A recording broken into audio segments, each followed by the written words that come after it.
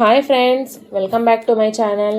ఈరోజు బయట హోటల్ స్టైల్లో క్రిస్పీగా ఉండే ఉల్లిపాయ పకోడీని ఇంట్లోనే చాలా ఈజీగా ఎలా తయారు చేసుకోవాలో చూసేద్దాం. ఇది టీ టైంకైనా, వర్షం పడుతున్నప్పుడైనా, ఎవరైనా ఫ్రెండ్స్ కానీ రిలేటివ్స్ కానీ మన ఇంటికి వచ్చినప్పుడు ఈ పకోడీ చేసి పెడితే సూపర్ టేస్టీగా ఉంటుందండి.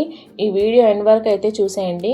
పర్ఫెక్ట్ క్రిస్పీ పకోడీని కొన్ని చిన్న చిన్న సీక్రెట్స్ కూడా నేను మీతో షేర్ చేసుకుంటాను. ఇంకా లేట్ చేయకుండా వీడియోలోకి అయితే ఎంటర్ అయిపోదామా. ఫస్ట్ ఆనియన్ పకోడీకి మనకు కావాల్సిన ఇంగ్రీడియంట్స్ ఏంటో చూసేద్దాం. 1 కప్ శనగపిండి, నేను శనగపిండి తీసుకున్నానండి. నెక్స్ట్ వచ్చేసి కారం 1 టీ స్పూన్ తీసుకున్నాను. మీరు కారం కావాలంటే స్కిప్ చేసేయచ్చు. పచ్చిమిరపకాయలైనా చిన్నగా తరుక్కొని వేసుకోవచ్చండి, టేస్ట్ చాలా బాగుంటుంది. తర్వాత కరివేపాకు నేను ఇలా కట్ చేసుకొని వేసుకున్నాను. నెక్స్ట్ వచ్చేసి 1/2 టీ స్పూన్ జీలకర్ర తీసుకున్నానండి.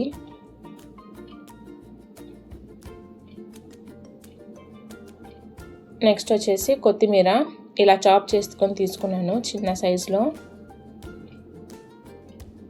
తర్వాత బేకింగ్ సోడా తీసుకున్నానండి. ఎక్కువ బేకింగ్ సోడా వాడకూడదు, కలర్ అనేది అంతగా రాదండి.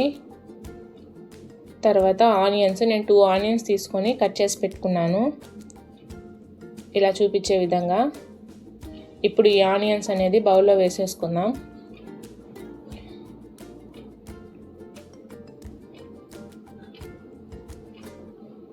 నేను వీడియో స్టార్టింగ్లో మీకు ఒక సీక్రెట్ టిప్స్ చెప్తానని చెప్పాను కదండి, ఇదే.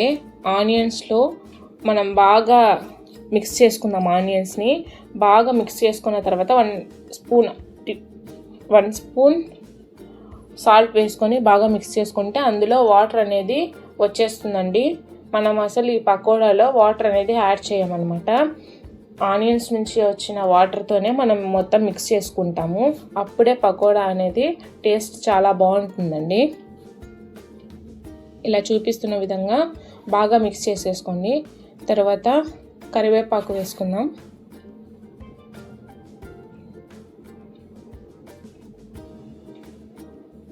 తర్వాత జీలకర్ర వేసేసుకుందాం.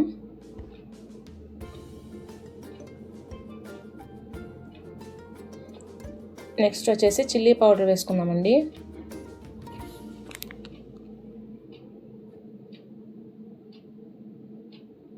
వేసేసుకొని బాగా మిక్స్ చేసుకుందాం. ఇంకా ఏమైనా రెసిపీస్ మీకు కావాలంటే కామెంట్స్ బాక్స్లో కామెంట్ చేయండి, నేను చేయడానికి ట్రై చేస్తాను. నెక్స్ట్ బేకింగ్ సోడా వేసుకుందామండి. నేను చాలా తక్కువ క్వాంటిటీ వేసుకుంటున్నాను బేకింగ్ సోడా అనేది. ఇది ఆయిల్ ఎక్కువ అబ్జర్వ్ చేసేసుకుంటుంది, అందుకని నేను తక్కువ తీసుకున్నాను. నేను పకోడా కూడా చాలా తక్కువ క్వాంటిటీలో తీసుకుంటున్నానండి. తర్వాత శనగపిండి వేసేసుకుందాం. వేసుకొని బాగా మిక్స్ చేసుకుందాం. ఆయిల్ అనేది వేయకూడదు అనమాట, ఆయిల్ కానీ వాటర్ కానీ వేయకూడదు. ఈ ఆనియన్స్లో వచ్చే వాటర్తోనే అది మిక్స్ అవ్వాలి మొత్తం.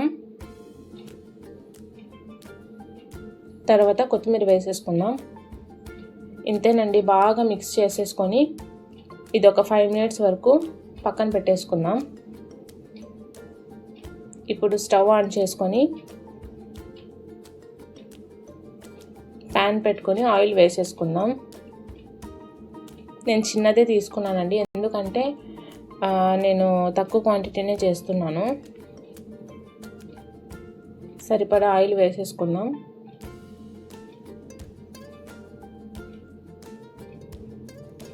నెక్స్ట్ మనం అది కలిపి పెట్టుకున్నాం కదండి, అది తీసేసుకొని బాగా మిక్స్ చేసుకుందాం.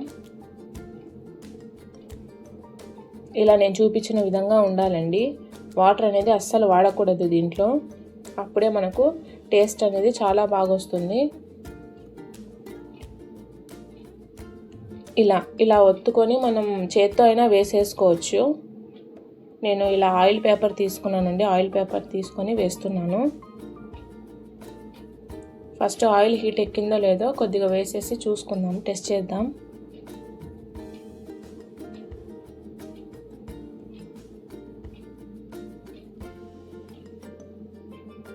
ఆయిల్ హీట్ ఎక్కింది.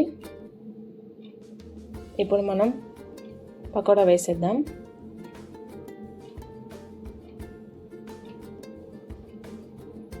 ఈ ఆయిల్ పేపర్ వల్ల యూజ్ ఏమంటే చాలా ఈజీగా వస్తుందండి మనం తీయడానికి. ఇంకొక సీక్రెట్ టిప్ చెప్తానన్నాను కదా, మనం హై ఫ్లేమ్లో ఎప్పుడు పకోడా అనేది వేయించకూడదనమాట. వేయిస్తే తొందరగా బ్రౌనిష్ కలర్ వచ్చేస్తుంది. ఇలా వేసిన వెంటనే సిమ్లో పెట్టేయాలి. అప్పుడే మనకు గోల్డెన్ కలర్ వస్తుంది, తినడానికి కూడా బాగుంటుంది.